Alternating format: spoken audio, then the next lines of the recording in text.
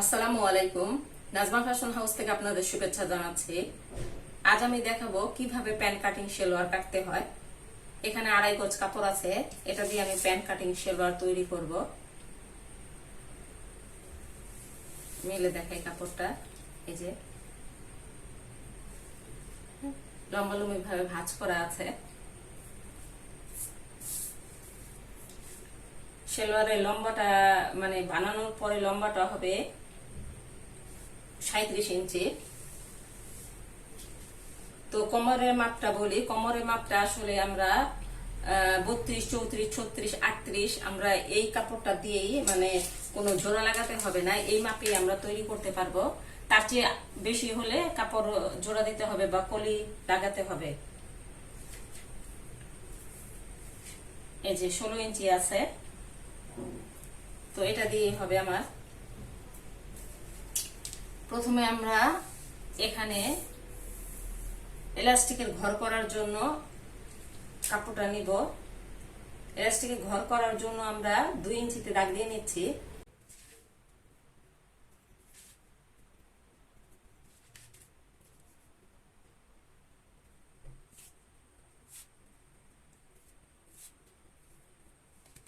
এখান থেকে আমরা 37 ইঞ্চিতে একটা দাগ দিয়ে নিব।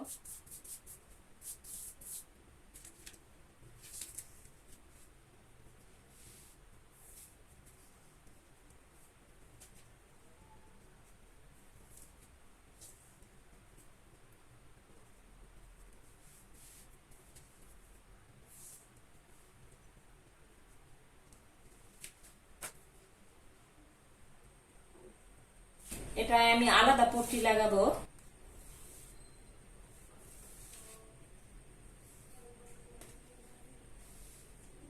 এভাবে আমরা কাপড়টা মুড়ে দিই, কিন্তু কাপড়টা মুড়ে দিলে হয় কি পাতলা থাকে এই জায়গাটা।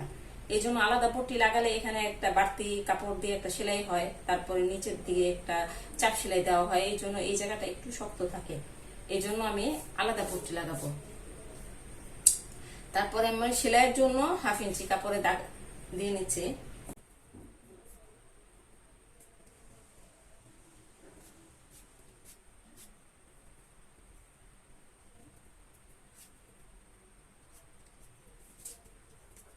এখন আমরা এই যে দেখাই, এখানে আমি মানে কাটবো না, এটা বন্ধই থাকবে, এটার উপর দিয়ে আমি সেলাই দিয়ে দিব।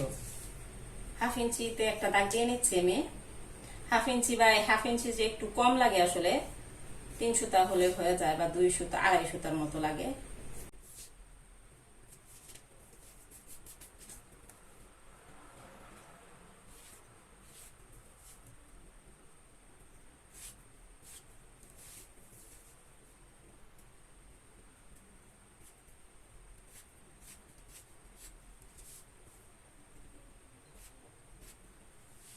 এখন আমরা মুহুরির মাপটা নিব। এই 1/2 ইঞ্চি মানে 3 সুতা পরিমাণ হবে, দেখি আমি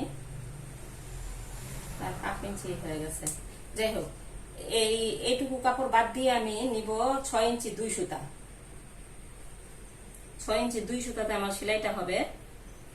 আর এক্সট্রা নিব আমি 1 ইঞ্চি।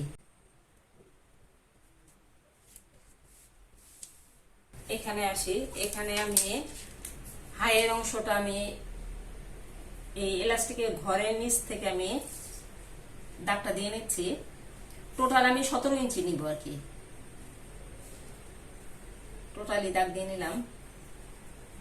আর ভিতরের দিকে এখানে 2 ইঞ্চি রাউন্ড দেওয়ার জন্য 2 ইঞ্চিতে একটা দাগ দিয়ে নিচ্ছি। আপনারা অত হিসাব করার দরকার নাই, মানে হিসাব না করেই আপনি 32, 34, 36, 38 ইঞ্চি যাদের কোমর তারা এই মাপেই বানাতে পারবেন।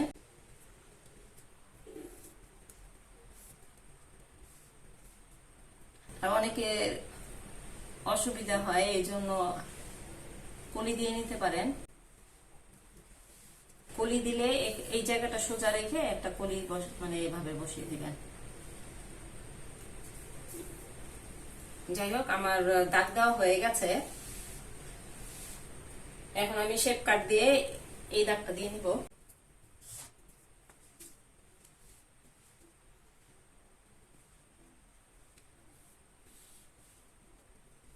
আমরা এই বরাবর কাটবো আর এই বরাবর সেলাইটা দিব।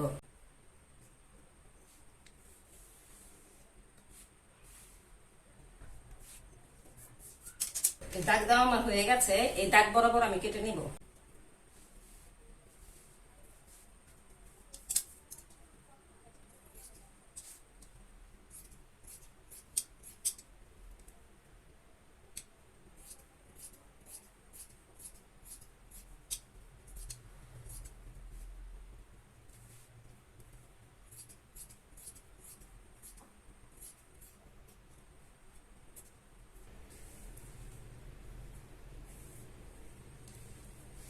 এখন আমরা হাইয়ের অংশটা কাটবো।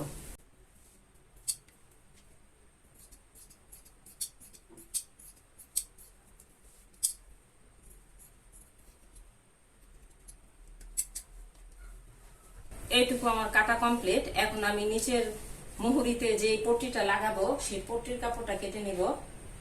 পট্টির কাপড়টা কিন্তু আমি একটু চওড়া দিব, 4.5 ইঞ্চি আমি কেটে নিচ্ছি।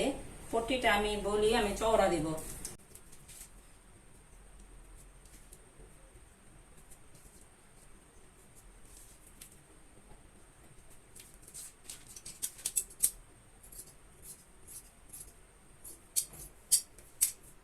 এখন আমি এটা এই বরাবর বসিয়ে তারপর কেটে নিব।